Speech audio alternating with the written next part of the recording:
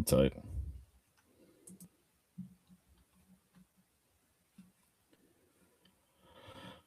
All right, let's get a countdown in. Oh, hang on.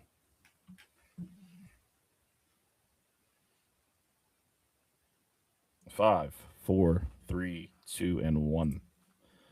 What is up, everybody? Thank you for joining us here on the Welcome Home Podcast. I'm your host, Famously Garnet, and I'm joined by my co-host Q. What it do? What it do?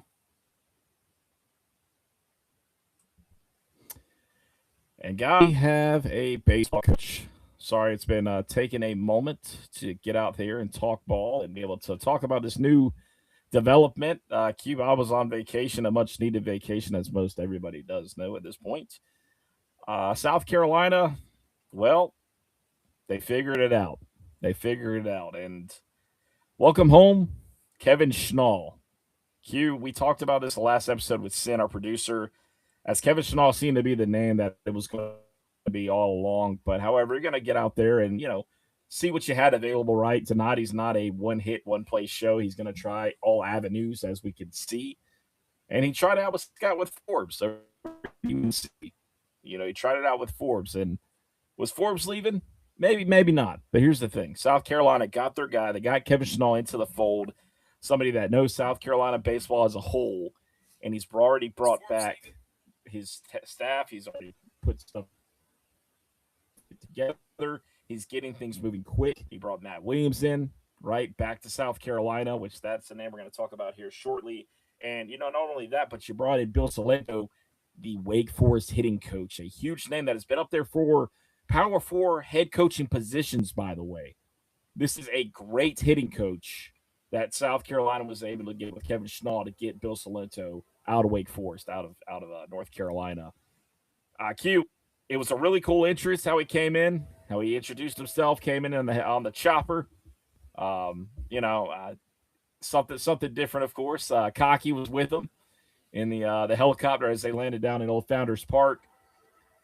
But man, South Carolina, the Gamecocks, they have a head baseball coach now. Q, how does it feel to finally be able to talk about the Gamecocks have a true baseball coach that has a true recent, and I say recent, good background, good resume? I mean, it's good, man.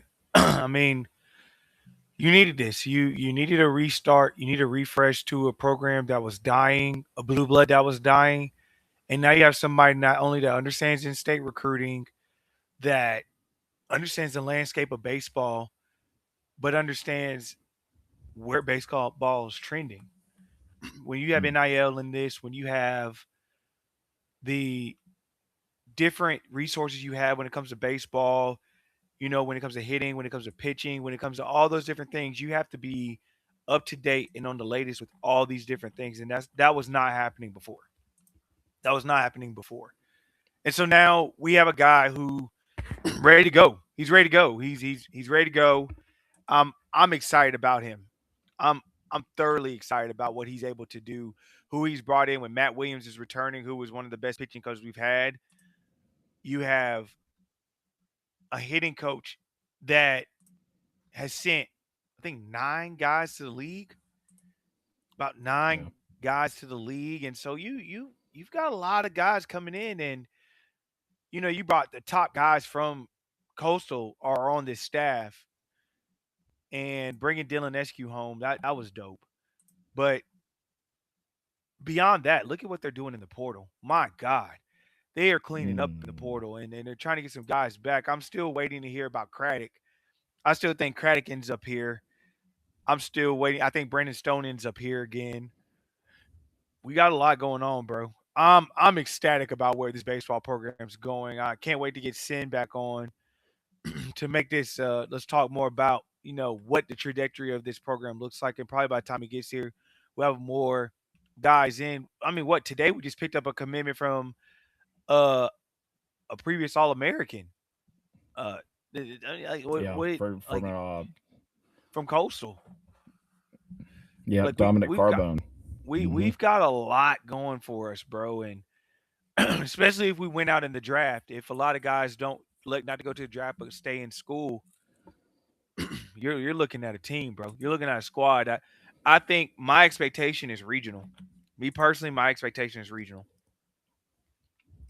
And I don't see why that is not a too much of a lofty expectation under your woman Kevin Schnall with what he's bringing in fairly quickly. And there are other names out there. I mean, right now, Tyler Pitzer, former really good pitcher at University of South Carolina, went to Mississippi State. Well, he's back in the portal, and Matt Williams was his guy, right? Matt Williams was his guy. So don't be surprised to see Mhm. Tyler Pitzer potentially come back to the Palmetto State play for the Gamecocks. I mean, I would not be that surprised at all if that happens with Tyler Pitzer coming back to South Carolina. Uh, I mean, yesterday, a huge get, Brogan Witcher, right? One of the top reclassified athletes for the 2028 to 2027 class committed to the Gamecocks. A catcher slash right hand pitcher, a tremendous player, man. 94 miles per hour on the hill when he's on the mound, right? And then when he's behind the dish, he's impacting the game in multiple different ways, man. A Mhm. strong, strong athlete. He's going to shut you down. If you try to run on him, good luck. That is a major get for the Gamecocks. I do agree with It's that. it, it's getting interesting quick, Q. I do agree with that. Very, very interesting quick. I do agree with that. I think that is a true statement. I think the Gamecocks are in a really good spot right now, and I'm looking forward to seeing what we're going to be able to do. I'm looking forward to seeing what we're able to Yeah. get. I want to see how this portal ends out, and then we're going to run down that roster because I am extremely excited for that 2027 season. I'm extremely Yeah. excited for that. Yeah, and obviously when we get sent back, we'll talk more in depth about these guys. But you Hmm. bring in, right off the rip. So far we brought in Coastal Carolina's Hayden Johnson, right? Coastal Carolina's Daniel Parker, Coastal Carolina's Bryce Estep, Coastal Carolina's Colby Richardson, Coastal Carolina's Walker Mitchell, third baseman. You bring Jackson Weiner back from Coastal Carolina, Luke Jones from Coastal Carolina, and then you get Evan Bottom out of Marshall. That is the outfielder for him. Tyler Bach returns to South Carolina. That's pretty significant. And I would like to see what our new hitting coach can get out of him. I'm very interested to see there. But if we're going to talk about Evan, man, he was a first team All Sun Belt selection for Marshall. Hit 381 with 23 extra bases. As a junior, hit 8 home runs, stole 11 bases. Started in all 54 games, 441 RBIs. I mean, strong campaign with him with a 1.047 OPS. So that is a massive gift for the Gamecocks there too, in Hmm. my opinion. I just it just seems like we were all the way at rock bottom, and so far continuing to start that climb to where we need to be, and it's happening really, really fast. So I'm not gonna say it's not, and to say Q that regionals is an expectation next year. I don't think that's too far fetched. Kevin Schnall can do in year one with the staff that he's assembled at South Carolina and the players that he's bringing in and bringing back. Yeah, I mean, it just depends on how we get done with hitting. I think pitching wise, we've done an excellent job. Can we get some more hitters on here? Can we get some power on here? What does that look like? Because I think if we're able to do that, we can have the middle of the pack team, which will get you into a regional instantaneously, get you into a regional. As long as you're not at the bottom, you're pretty much set for a regional. And so I think we can do that if we continue to climb the way we're doing. So we'll see. And I can't remember who said it, but a former Gamecock said this the other day on the timeline, talking about how all these guys from South Carolina are playing for SEC teams, like Darian Peterson. He's playing for the Texas Longhorns. He's from Hartsville, South Carolina. West Virginia starting pitcher is from Bowling Springs. Ole Miss starters also from Greenville. These are guys that normally South Carolina would keep in the Palmetto State, but they have not had that opportunity doing so, like the pre Terry Rooney and Paul Marinera, doing what he did. I mean, it's just unfortunate, and that thing that we've seen, that trend of in-state players leaving the state of South Carolina, that's quickly going to change, in my opinion. I agree. I agree. Like I said, I don't see how you bring Paul into the hall with what he did to South Carolina. That's just me being honest. There's no way.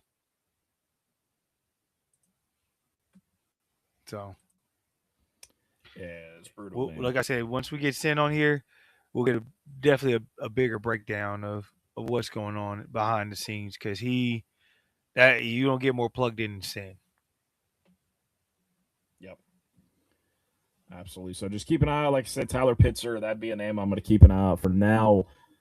Like I said, congratulations, South Carolina, for finally ending the search and bringing who they wanted to bring home all along, man. That was Thank Kevin God. Shaw. So. Thank God. That was terrible. I hated that search. I hate that search. It's never fun, man. It's never fun. But it is over. Then the Gamecocks have got their guy, and it's Kevin Shaw. So moving on to the next subject, Q. We're going to take it to Gamecock football. Not the way I want to start it, but we're going to have to start it nonetheless. But transfer running back from Ohio State, Sam Williams-Dixon, was arrested this past Saturday night in Richland County, facing multiple charges, including grand larceny, breaking into motor vehicles, and criminal conspiracy. From a certain time, by the way, it wasn't just this night that this happened. There was a following day that this happened between him and his brother. As more of this report came out, Williams-Dixon has already been dismissed from the Gamecock program. Not really a big surprise there, but we are in the big 2026 with NIL at hand and everything else that we have going, and we've got kids still out doing these kind of things, man. What the hell is going on? You already didn't make it in Ohio State. You get another opportunity to go not just P4 football, but STC football.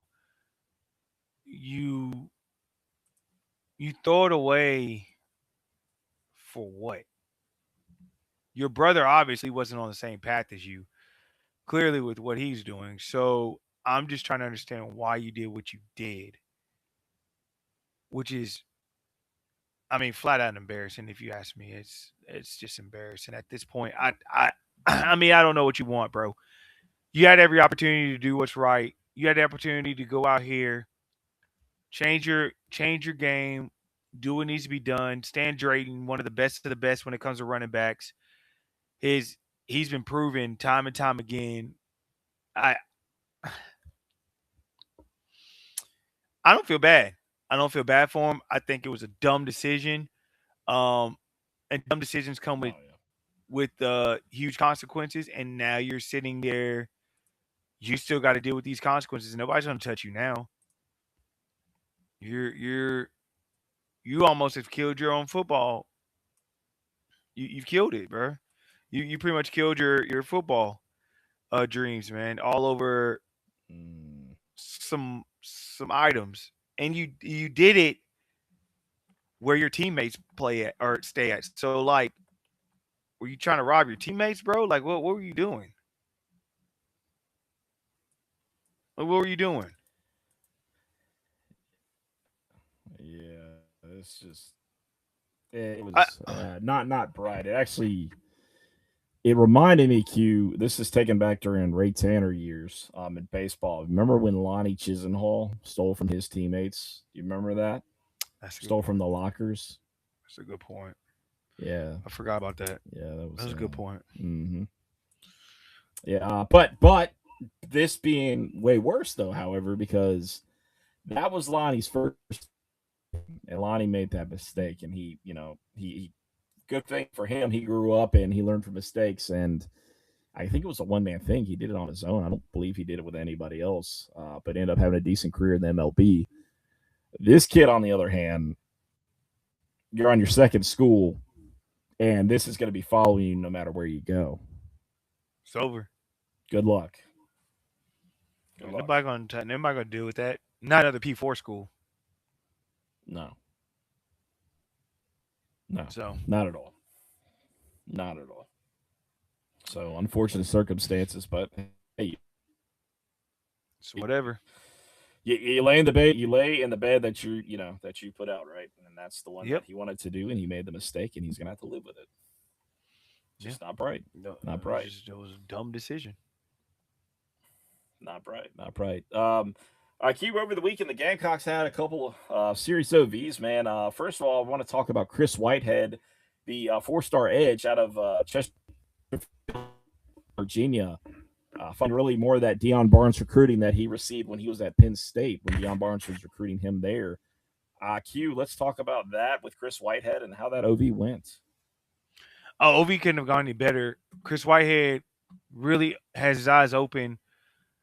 Dion has done a really good job of keeping himself in this play when it comes to this player.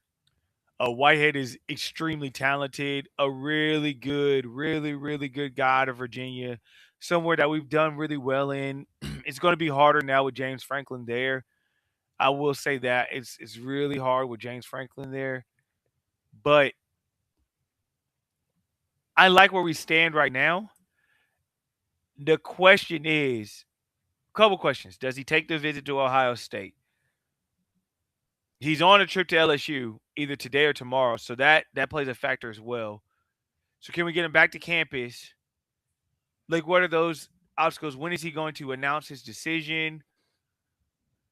I mean, there's a lot of factors, but we've got a bug in his ear. But I do believe we have a chance to get him back on campus.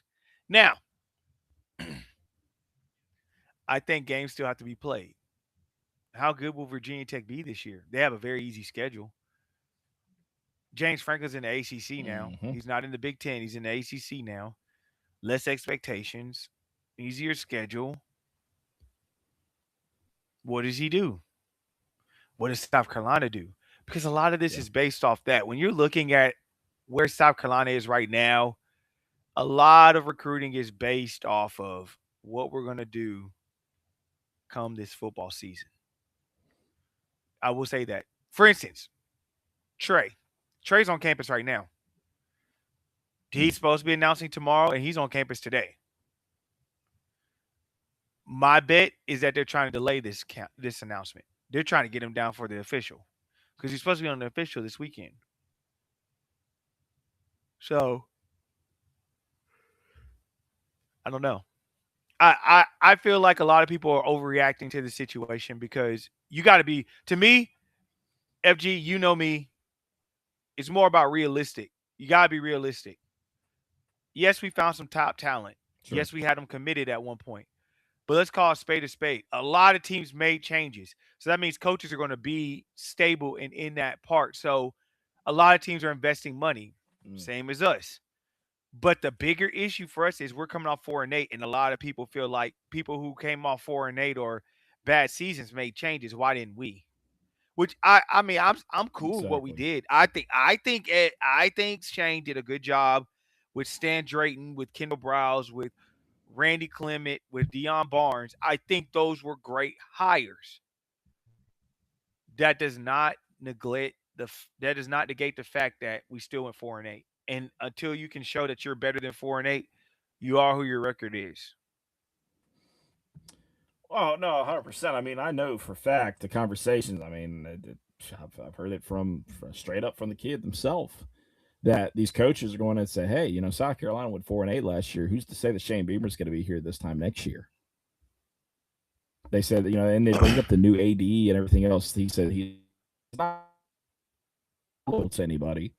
Comments are being had. I mean, I hate to tell you, and if you want to be the one to say, "Hey, FG, there's no way this is happening," you know, I'm tell you right now, it 100% is, and it's unfortunate. But when you're 4-8, I mean, it is what it is. I mean, this is in any sales world, by the way, too. Let's say if you're selling a certain product, and that product from that, the people that you're going against, right? Your competitors are like, "Oh, hey, you know, this product didn't work the last time you used it, so why are you going back to it?" Guess what? Same thing. I mean, this is what we're seeing. The pitch is South Carolina went 4-8 last year. Who's to say Shane Beamer is going to be sitting in that chair this time next year? It's quite simple. It's quite simple. As Lane Kiffin just brought at LSU, right? Golden just took over at Ole Miss, right? As Will Stein just took over at Kentucky. I mean, all of these different coaches are now brand new just about to their seats where we're going against, right? Auburn, the same thing, right? We're all Kevin Summerall, right? Or Summerall or Kevin, what John Summerall's dude's name is at Florida. Same thing. We're all battling against new coaches that are sitting in the seats. But here's the beautiful thing about it, Q, and you've said it and I've said it. If South Carolina wins games as they're supposed to, right? We're As gonna they're have no supposed problems. to, There's gonna be there will flips. be no problems. There's gonna be There will flips be a galore. lot of flips this season. There's And you can flips go galore. ahead, absolutely, write it down, put it in. I'm telling you right now, because there are players that are looking at this and are like, you know what? I'm debating to see what South Carolina does this year. Despite me being committed to this team, the Gamecocks are not out of conversation with a lot of these guys. Let's For go ahead and talk about one, for example, right?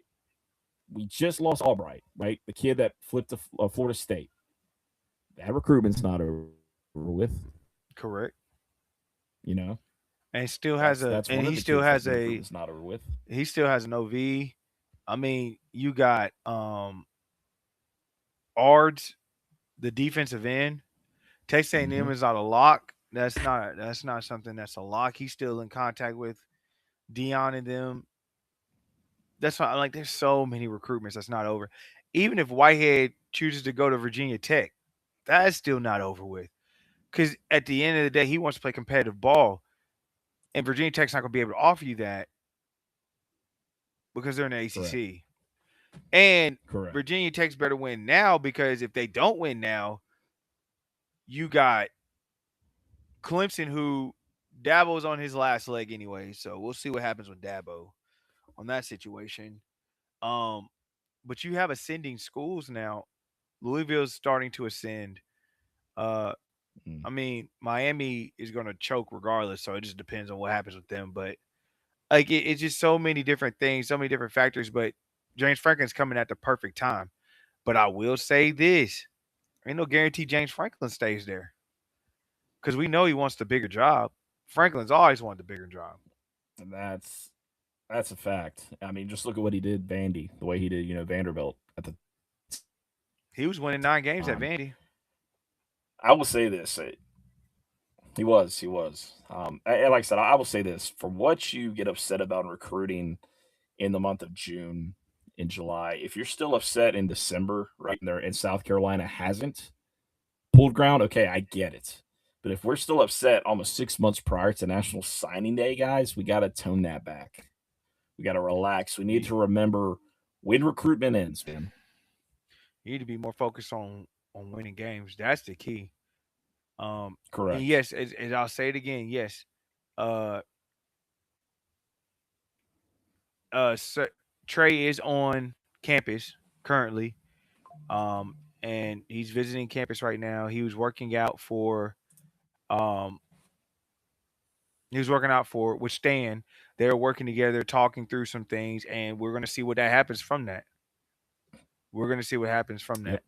But another thing that's trending for this, LSU is looking as there's another running back they just had visit. That's an in-state kid that's looking to commit to them as well. So there's a couple things Trey's got to think about. Do I want to be in a 3-man running back class as opposed to me and another person? Uh, do I want to just sit behind people, see how that plays out? Like it's up to him.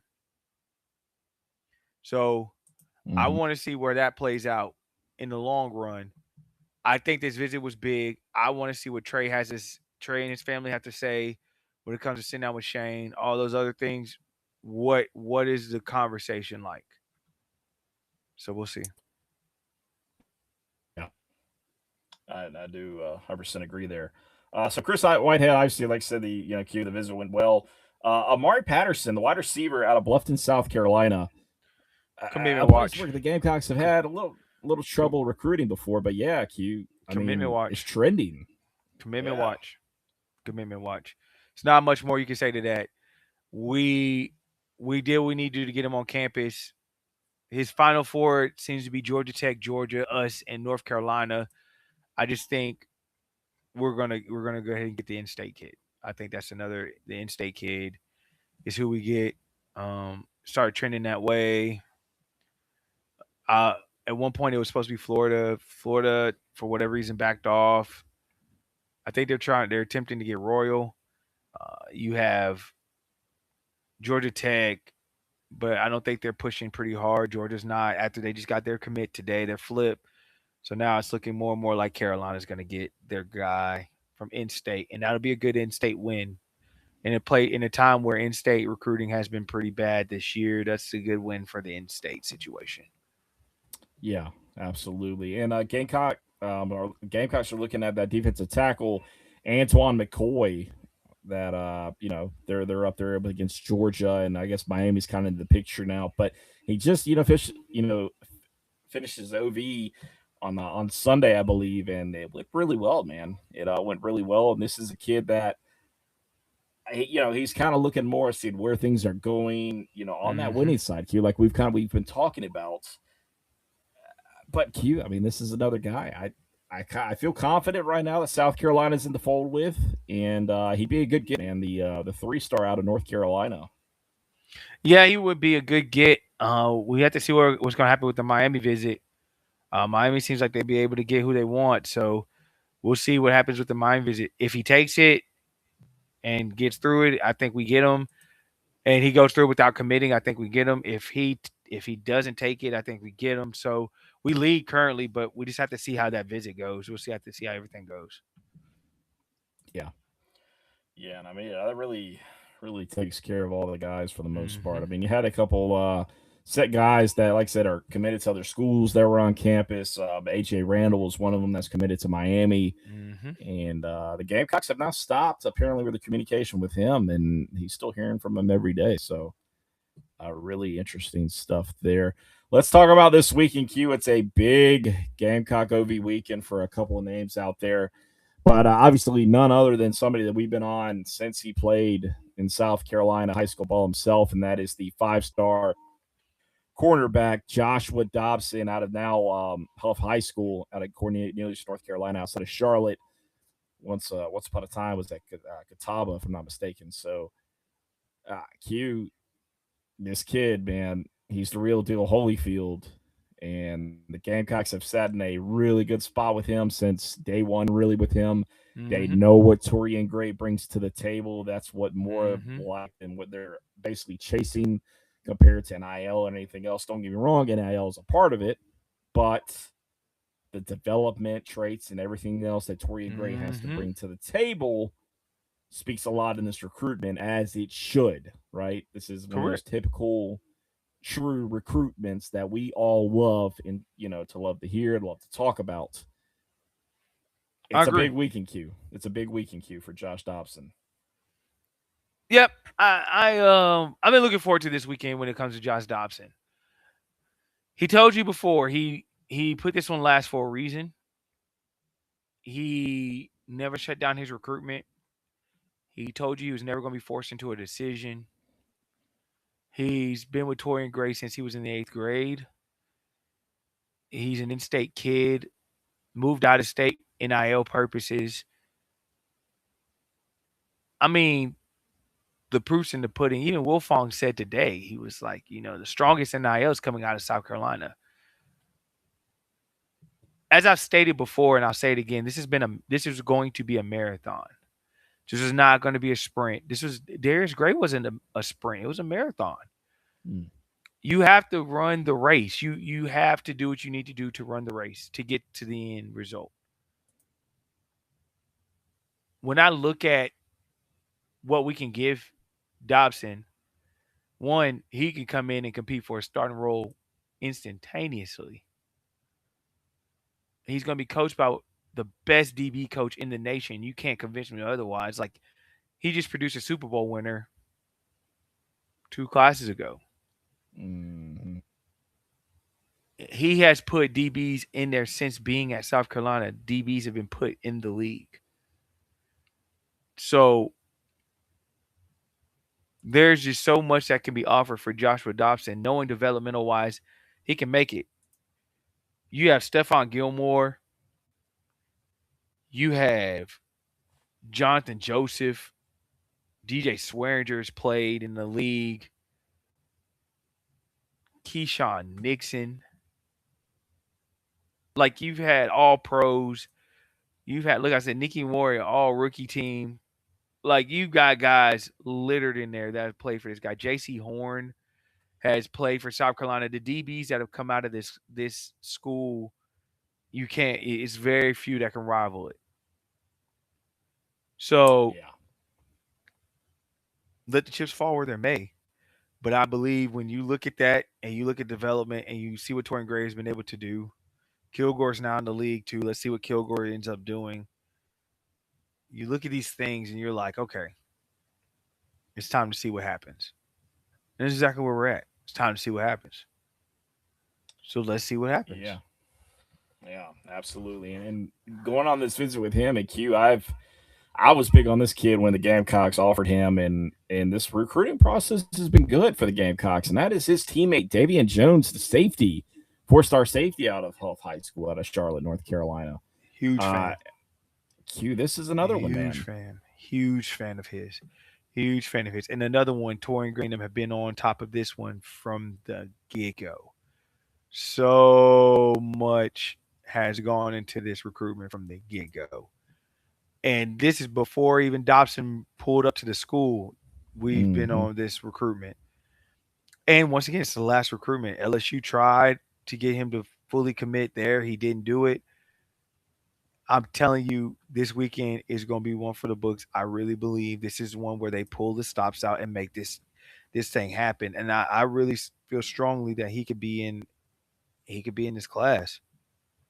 I really feel strong about him being in this class. I do. I do.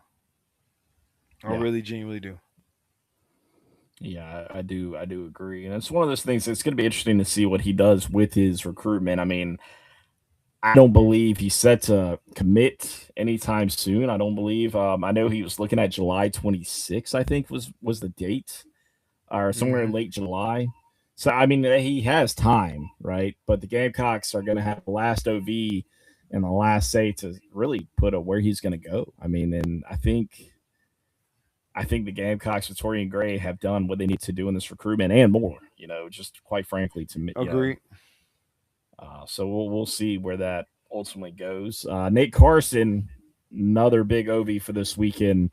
The 4-star offensive lineman out of right down the road, Irmo, South Carolina. Nick him in Hmm. Warriors stomping grounds. Donovan Murray's stomping grounds. It's interesting with this one. Yeah, this is a wild recruitment. Um, every time he's come off an official visit, it seems like they're the leader, and then we get the last official visit. So, I mean, the biggest comp for me was Tennessee, but he canceled that one with the Colorado instead. Um, I just don't see how this one doesn't get done here. I don't. I think we're pulling out all the stops. I think we handle business. He's not going to Clemson. I don't foresee him going to Georgia. I think Georgia filled up at his position. I think that was on purpose. I think he knew he wanted to go here, but he wanted to go through the recruiting process, and I think we're going to end up with Carson here as well. It'd be a good get, Q. Yeah. If South Carolina is able to ultimately land him, and I do think you're right because I mean Georgia's got quite a handful of offensive linemen and OTs already Hmm. committed to the program. So Hmm. yeah, I would foresee that being the same. Hmm. So I do agree on that. I, And I Clemson filled mean, up at that position too. yeah, but even then, Q, I don't. I just don't foresee him going there. But let's say you bring Nick Carson into the fold, you keep him home. That's big compared to others from Irmo that I don't know for whatever reason they are the way they are. I guess at Hmm. times when it comes to recruiting. But it is what it is, man. It is what it is. They're kids. They're these high school kids. Other guys that were pegged on Ovi still on this list. Obviously, Jaden Aparcio Bailey. He's probably not going to make it. Correct, you. He will not be in. All right, so strike him out. And then Marquise Evans, the edge out of Alabama, Birmingham, Alabama. He should be in. From what I've been Okay. told, he should be in. Evans should be in, and that'll be another one we'll be focusing on as well. I think Evans is a good pull if we can get him to commit. That would be a good one. We've been doing pretty good in Alabama, so I think that would be a good one to kind of round that out. I'm a big fan of the game. A good edge, sets good on the run, has some good pass rushing skills. I think he'd be good. So I'm a fan. Hopefully we can make a move in that recruitment as well. Yeah, that would be massive. But the other one that we don't believe will be making the trip is Chuck Alexander Jr., the wide receiver out of Cincinnati, Yeah. Ohio, that is currently Do committed to not. Louisville. Yeah. Do not think that one. Do not think he will make it in for that. No. Okay. All right. So, big weekend. Big weekend right on the dock for the Gamecocks when it comes to OVs. And it's just Oh, break. Also breaking, going to be big. breaking, breaking. Nate Carson is actually on campus right now. Okay. There we go. All right. So we got, there you go. Ladies and gentlemen, Nate Carson is on the ground right now Mm-hmm. at South Carolina. That's big. It's big. It's huge, bro. Huge. It's big. Huge. And he'll be back this weekend. So that's what I'm saying. It's that's like I said. Let's have some patience here, folks. Let's see how this bad boy plays out. In my personal opinion, I want to see how this bad boy plays out. Yeah, absolutely. I mean, that's quite significant. Yeah, quite significant stuff. Knowing that, and IQ, we do have some Gamecock official news as far as the recruitment process goes. Where 3-star offensive lineman, uh, like I said, I say 3-star offensive lineman as nice as I can because this kid's grading and everything else in this recruitment is I just don't know about it. I think it's way under where it needs to be. But Jackson Elston from Oxford, Alabama, announces that his recruitment is over, and this kid is the offensive lineman out of like I said Alabama that holds offers from Auburn, Arkansas, Georgia, schools like that, and more. But his recruitment shut down, Cube, and he's going to be a Gamecock. He's going to be a Gamecock. So that's massive for South That's Carolina to big get time. him in the class officially. Big time. Big time. Road grader, bro. Road grader. Road grader. Yeah, big Big time. fan of his. Big fan of his. Yeah, it's massive. A little more football news on the in the football world. Lenore Sellers, Dylan Stewart, and Nick Harbor all signed exclusive contracts with Nike in the NIL world. Q, why that's a big thing is because now you have not one but three players that have already signed exclusively with Nike into the new deal that officially drops for Nike on July Hmm. 1st, which we are only a few weeks away from that. Q, that's big news, man. That is big news for Massive. NIL. Massive. And you got three guys getting paid more, and I think they're gonna break out this season. You're gonna have some special moments for those three coming out this season. You're gonna have some very special Mm-hmm. moments. And with Nike now on the chest, and man, we have some interesting times to go ahead with. So I mean, those are facts, dude. I mean, the people that are like, oh, South Carolina is poor and all this other nonsense and crap like that, man. I'm telling you right now, I don't think you truly understand what you're talking about when you say that. I truly hmm don't. Like I said, it's not NIL fronts, as people have said that South Carolina's had the right NIL packages for this guy or that guy. I mean, it's different right now. And as Q and I've said, and we're going to keep saying into the off season until we get to the season, that 4-8 season is staring you in the hmm face, unfortunately, in the recruiting world, and it's going until to you gotta do get that, it. you gotta get that off your back, bro. You gotta get that off your back. Yeah, I mean it's quite simple. If it doesn't change, then change is coming. I mean, I hate to tell you, but it's going to happen. All Yeah. right, it's going to happen. We all know this. So we will see what happens into the future. But like I said, it's just going to be a part of it, man. That's just the way things are. Yeah. I mean, that's it's a big weekend this week, Q, for Gamecock football, hmm Gamecock baseball. There's a lot of things going on. So, but we won't have a show Thursday. Q will be traveling for Father's Day. Gotta travel, So man. got to, man. Got to see the family. So Yeah. for the ones that you're looking for the show, obviously we may do like a space or something. May do something small, something like that on the hmm old X. For those who don't know what a space is, you go on Twitter/X, whatever you want to call it these days. I mean, it's basically like what is it, like a chat room kind of thing Yeah. with hmm basically that's what it is, right? And so Yeah. hop on in there, talk ball, talk about whatever's going on. If there's any kind of breaking news, obviously we'll talk about it. Anything significant, Q? We'll talk about it Monday. We'll talk about whatever happens Monday.